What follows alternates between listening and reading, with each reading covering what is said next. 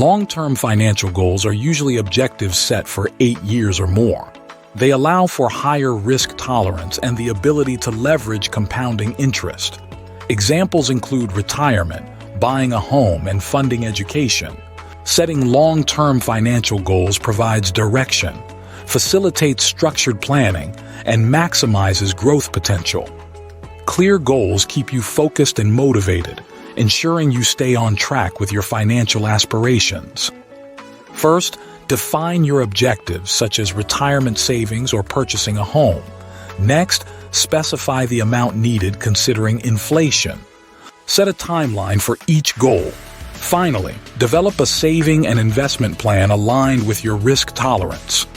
One way to manage risk is by diversifying a portfolio across various assets like stocks, bonds, retirement accounts, and real estate. Periodically rebalance your portfolio to maintain your desired asset allocation.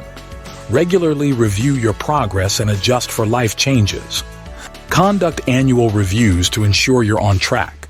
Stay informed about market trends, current economic conditions, and inflationary concerns to make well-informed decisions about your investments and savings. Remember, failing to plan is essentially planning to fail. Setting clear goals and planning for them increases the likelihood of achieving them.